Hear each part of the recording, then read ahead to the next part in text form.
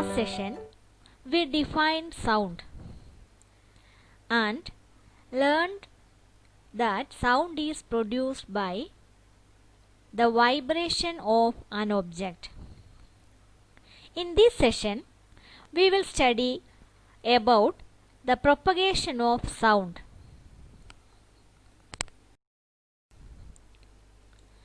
How do you hear the voice of your friend who is calling you from a distance? How can you hear the music which is played in another room? You can hear the sound because the sound produced by a source travels through air and reaches your ears. How does sound travel from one place to another? Let's find out. How is sound propagated? Do this activity.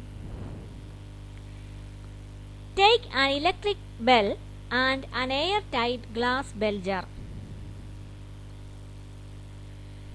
Now suspend the electric bell inside the airtight bell jar. Connect the bell jar to a vacuum pump.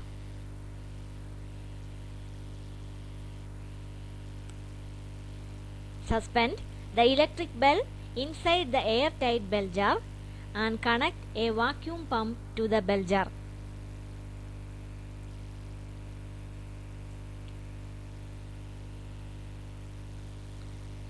Press the switch. Can you hear the sound? When you press the switch, you will be able to hear the sound of the bell. Now start the vacuum pump. Can you hear the sound now? What happened to the sound? When the air inside the jar is pumped out, gradually the sound becomes fainter. After some time, when less air is left inside the bell jar, you will hear a very feeble sound. What will happen if the air from the jar is completely removed? Will you still be able to hear the sound of the bell? When the air inside the jar is completely removed, you won't be able to hear the bell, though the bell is still ringing. What is the reason for this? In this experiment, you found that the loudness of the ringing sound decreased when the air inside the bell jar is removed, and can't hear the bell at all when the air is completely removed. This experiment indicates that there is some role for air for the transport of sound. What is the role of air in the propagation of sound? Let's find out. Before explaining the mechanism of propagation of sound, let's study more about sound. You know that sound is a form of energy. It is produced by the vibration of an object. Sound is propagated or transported in the form of waves. What is a wave? A wave can be described as a disturbance that travels through a medium and transfers energy. Or, wave is a disturbance that moves through a medium when the particles of the medium set neighboring particles into motion. If you put a stone into the water of a pond, you can see waves. Wave is a disturbance. When an object vibrates, the vibrations produce disturbance in the surrounding medium or air. Sound is a wave. Sound is a mechanical wave. Sound is a mechanical wave. What is meant by a mechanical wave?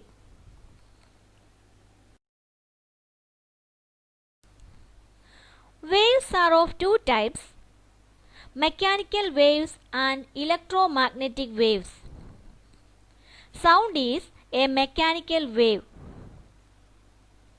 while light travels as electromagnetic wave. What is the difference between mechanical wave and electromagnetic wave? Let's see the difference. Mechanical waves. For the propagation of mechanical waves, a medium is required. That is, mechanical waves cannot travel through vacuum. Whereas, electromagnetic waves do not require any medium for propagation. A medium is not required for the propagation of electromagnetic waves. That means electromagnetic waves can travel through vacuum. Another difference is mechanical waves are elastic, whereas electromagnetic waves are non-elastic.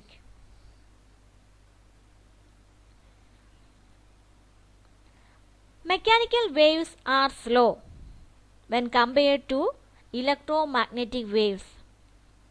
Electromagnetic waves are faster. The speed of mechanical waves increase with the increase in the density of the medium, whereas the speed of electromagnetic waves decreases with increase in the density of the medium. Electromagnetic waves are caused because of the varying magnetic and electric fields. EM waves are produced by the vibration of charged particles. Sound is a mechanical wave.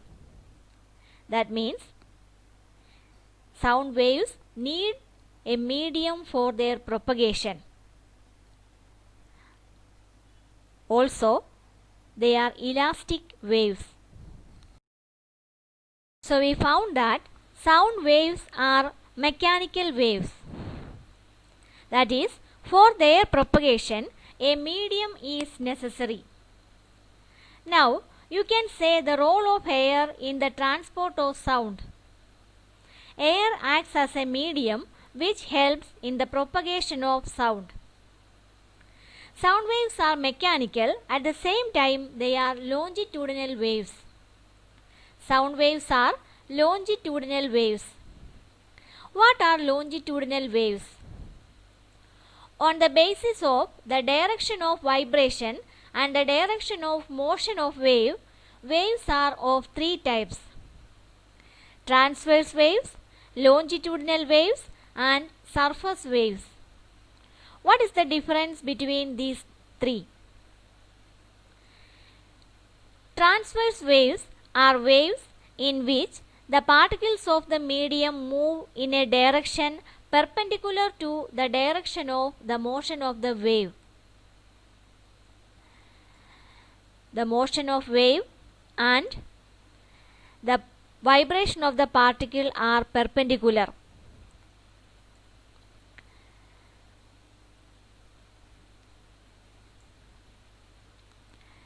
So here you can see that the particles are vibrating or moving up and down, whereas the motion of or direction of motion of wave is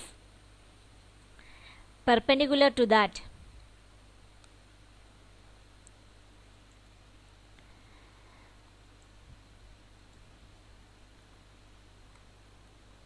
Particles move up and down, but the motion of the wave, direction of motion of the wave is perpendicular to the motion of the particles.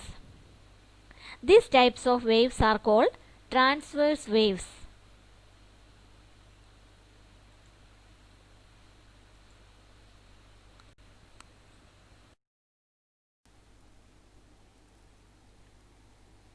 Sound waves are longitudinal waves. What are longitudinal waves? These are waves in which particles of the medium move in a direction parallel to the direction of motion of the wave. The direction of motion of the wave and the movement of the particles are parallel.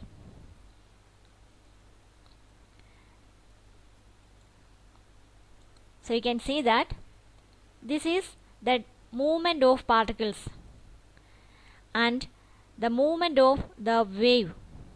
These two are parallel. This type of waves are called longitudinal waves. Sound is a longitudinal wave. And the third type of waves are surface waves. In surface waves, particles of the medium undergo circular motion.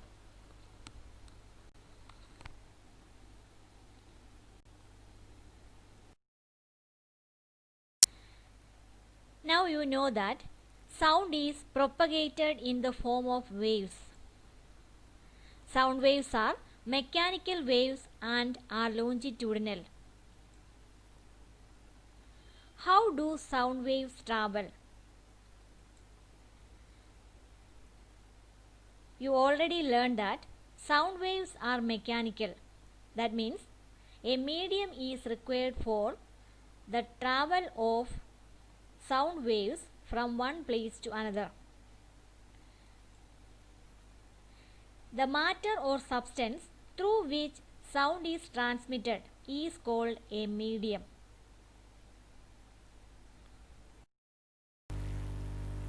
Now let's study the process of propagation of sound. You know that sound is produced by the vibration of an object.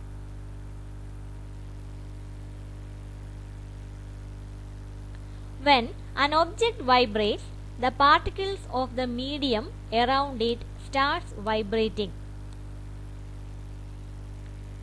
A particle of the medium in contact with the vibrating object is first displaced from its position of rest. The particles which are in contact with the vibrating object starts vibrating.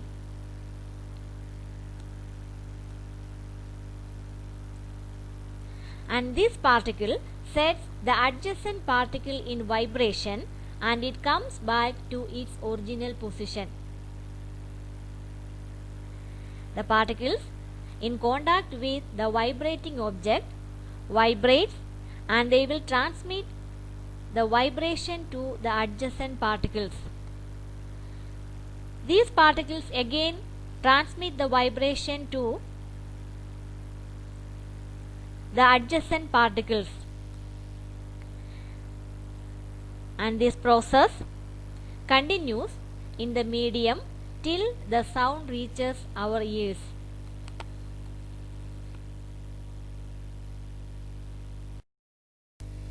Let's study the mechanism in detail.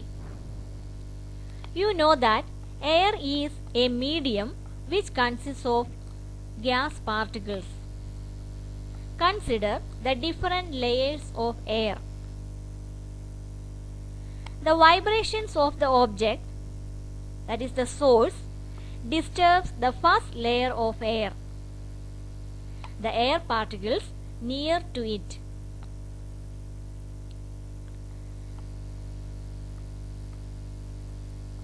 The first layer of air disturbs the second layer of air and returns to its initial position. This is because of the elastic nature of the particles.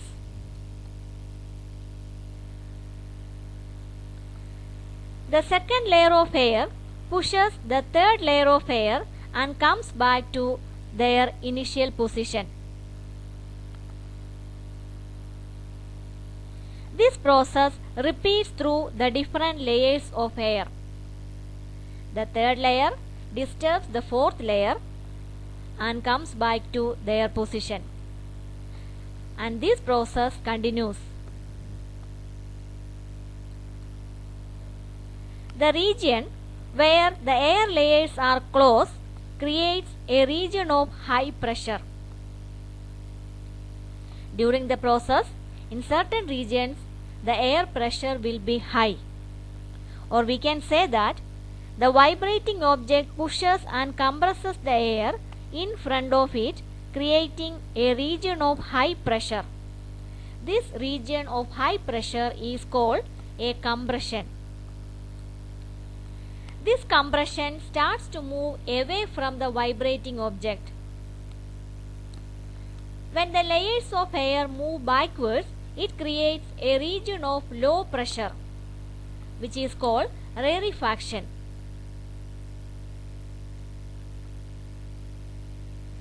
As the object moves back and forth rapidly, a series of compressions and rarefactions is created in the air. These compressions and rarefactions, or area of high pressure and low pressure, create sound waves, which is propagated through the medium.